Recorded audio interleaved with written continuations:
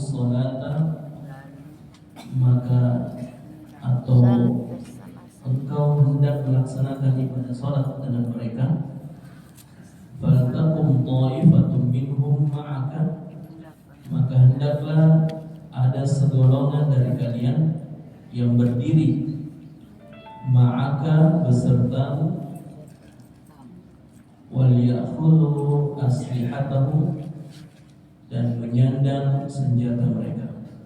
Baik, diperhatikan di ayat 102. Ini ayat akan membahas tentang bagaimana cara sholat dalam kondisi darurat. Nah, ini kondisi sholat disebut sholat khauf. Ya, kalau dalam fikih disebut khaufiyah, sholat dalam keadaan ketakutan. Ini dalam kondisi perang. Jadi faltakum ta'ifah, ada satu kelompok barisan paling belakang berdiri sambil waliyakhulu aslihatahum, sambil memegang senjata. Nah, itu caranya orang dulu perang, caranya orang sholat ketika perang. Jadi ada satu kelompok yang berdiri pegang senjata. Fa idza sajadu, maka kemudian apabila mereka sujud, faliyakunu min waraikum, maka hendaklah setelah sujud sof depan, yang di belakang kan berdiri. Itu tadi faltakum taifah. Jadi contoh ada dua sof, imam di depan, satu sof di depan, satu sof di belakang. Satu sof di belakang pegang senjata, sof di depan ikuti imam sampai selesai sujud. Setelah sujud, fa idza sajadu falyakunu min waraikum, yang tadi setelah sujud mundur ke belakang, yang di belakang maju. Coba caranya sholat, saking perlunya orang sholat. Nanti ada ayat 103 itu, di situ ternyata saking perlunya orang sholat yang tepat pada waktunya. Wal ta'ti ta'ifatun ukhra, dan hendaklah datang satu golongan lain, kelompok yang lain, lam yusallu, yang belum sholat. Nah, ini ada yang sholat, tapi yang di belakangnya juga bersenjata. Ada juga yang menjaga tidak sholat. Coba, fal yusallu, maka setelah mereka sholat baru akan sholat dengan kalian. Wal ya'khudhu hisrahum wa aslihatahum, dan hendaklah juga mereka bersiap siaga dan menyandang senjata mereka. Jadi tetap posisi ada yang memegang senjata. Wadzalladzina kafaru, karena orang-orang kafir itu menginginkan kalian umat Islam, lau takfuluna an aslihatakum, kalau kalian lengah terhadap senjata kalian, wa amtiatikum, dan harta benda kalian, fayamiluna alaikum mailatan wahidah, pasti akan melenceng itu, akan mengambil senjata kalian dan harta benda kalian tanpa sedikit pun yang disisakan. Nah, makanya itu bahayanya terdahulu orang-orang kafir, dia mau lihat. Nah, jadi ada waktu-waktu lengahnya. Ya, menurut orang kafir, waktu lengahnya itu orang muslim kalau sholat, kayak kita ya, penjarahan betul-betul khusyuk, mereka betul-betul negara kita.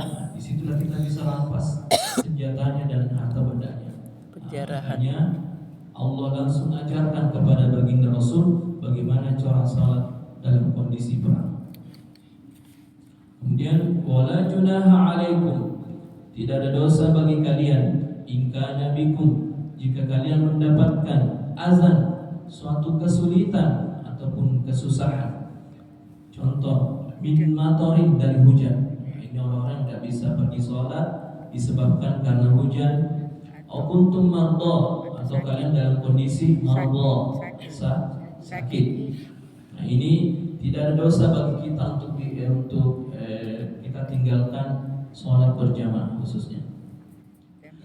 Antada'u aslihatakum wa huzu hizrakum, untuk meletakkan senjata kalian, wa huzu hizrakum, tetapi tetap bersiap siaga. Nah, jadi ini masih dalam kondisi perang. Ini kalau ketika kan hujan itu agak berat kalau kita pegang senjata dan sebagainya. Maka kalau hujan tetap disimpan saja senjatanya, tetapi tetap siap siaga, kata Allah. khudhu hizrakum, tetap siap siaga, berarti senjatanya tetap disimpan di bawah tetapi tidak dipegang. Kalau kondisi hujan, ini menandakan kondisi umat Islam hujan pun mereka tetap sholat berjamaah dan sebagainya. Innallaha a'adda lil kafirin 'adzaban muhina, sesungguhnya Allah telah menyediakan lil kafirin, bagi orang kafir, azaban, azab, muhinan, yang hina. Lanjut, fa idza qadaytumus shalata, selanjutnya apabila engkau telah menyelesaikan as-shalah, salat, Ini ayat berapa di situ tadi? fadhkurullaha, maka berzikirlah kepada Allah, ingatlah Allah, qiyaman, ketika kamu berdiri, wa qu'udan, ketika kamu duduk, wa ala junubikum, ketika kalian berbaring. Jadi tetap menjaga perhatian, tetap menjaga ingatan kepada Allah Subhanahu wa taala. Nah, kalau ayat ini saya bisa baca, dan saya ingin menyampaikan ayat ini saya katakan saking perlunya berzikir bersama selepas sholat. Saya mohon maaf mungkin yang punya pendapat yang lain. Fa idza qadaytumus shalah, jika kalian telah menyelesaikan sholat, fazkuru, maka kalian semua berzikir kepada Allah. Coba ini jamaahnya fazkuru, ada ayatnya. Bapak-bapak itu pemimpin. Maka berzikirlah. Tapi saya tidak menyalahkan. Saya tidak menyalahkan karena semua punya perbedaan pendapat, mazhab-mazhab berbeda, dan yang salah itu kalau menganggap dirinya yang paling benar. Dia tidak zikir selepas sholat, salahkan ke semua orang zikir setelah sholat, yang sholat bersama. Ayatnya sudah jelas, fazkuru, maka kalian semua berzikir selepas sholat. Coba lihat ayatnya. Fa idza qadaytumus shalah. Itu. Fa idza ma'nantum, jika kalian dalam kondisi tumanina atau dalam kondisi sudah tenang, faqimus shalah, maka tegakkan kembali sholat. Contoh tadi sholat kita, tadi sholatnya sholat khawatir, ya, karena sudah masuk waktu.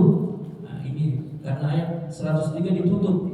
Innas sholata, sesungguhnya sholat, kanat, yang telah ditetapkan, alal mu'minina, kepada orang beriman, kitaban mawquta, waktunya sudah ditetapkan. Nah, jadi jam 5 kurang lebih ada waktu subuh. Bagaimanapun caranya jam begitulah sholat.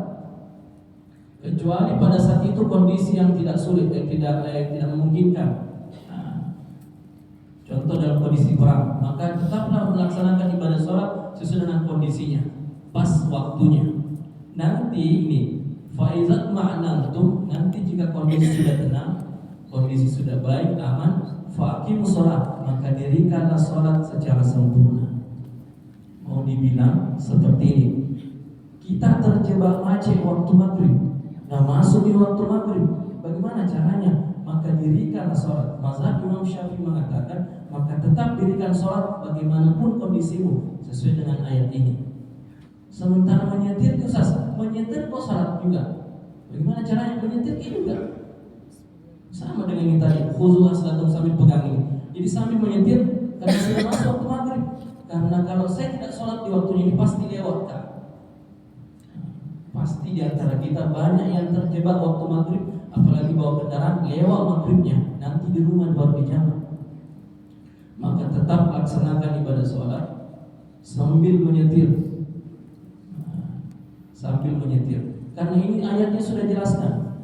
Bagaimana ini coba? Sudah pegang senjata, sambil tetap konsentrasi sholat, tetap dia jaga supaya tidak ada perang. Nah, sama dengan kayak gini. Ya, ini perlunya. Kalau tidak bisa disinggah sholat, contoh teman-teman di Jakarta, teman-teman itu banyak menyampaikan bagaimana sholatnya. Ya, sholat bikin sesuai dengan kondisi kita. Tidak sempat kak berwudu, ya tayamum bikin. Ini untuk menghormati waktu sholat. Ya, untuk menghormati, karena tadi innas sholata, sesungguhnya sholat itu ada waktunya. Kanat ada. Jam 5 kurang lebih waktu subuh, jam 12 kurang lebih waktu zuhur, jam 3 sore lebih waktu asar. jam 6 petang kurang lebih waktu maghrib, jam 7 malam lewat kurang lebih waktu isya. Itu semua waktunya sholat. Lewat dari situ silakan kompromi sendiri dengan Allah. Apalagi kalau sholat sendiri. Sarap. Itu hebatnya sholat berjamaah. Itu hebatnya sholat berjamaah. Kita berjamaah diwakili ada satu yang memimpin, maka dapatlah pahala sholat berjamaah dan pastinya diterima oleh Allah Subhanahu wa taala. Dan mengapa perlu betul-betul mencari imam untuk menjadi juru bicara kita ketika sholat? Ya, karena ini kan sholat berjamaah itu ibarat seperti rapat pertemuan dengan pimpinan direksi tertinggi. Ya itu, ini coba sholat itu ibarat pertemuan yang wajib kepada pimpinan direksi bahkan owner tertinggi perusahaan. Itulah sholat berjamaah. Dan disuruh ditunjuk siapa yang bisa mewakili kita juru bicara di hadapan pemimpin kita. Dan tidak semuanya harus bicara. Salah bicara kena semua kita. Makanya tidak boleh sembarang imam. Tidak boleh sembarang imam. Harus tahu fikih sholatnya, harus tahu apa dia tahu yang dia baca, gerakan sholat. Harus mengerti apa makmumnya. Nah, sudah sholat, kalau subuh harus tahu. Subuh harus tahu. Nabi sudah ajarkan agak panjang-panjang bacanya. Maghrib agak ringkas-ringkas bacanya. Zuhur apalagi kasih ringkas lagi bacanya. Karena ada waktunya. Ini yang perlu. Lanjut. Wala tahinu, dan jangan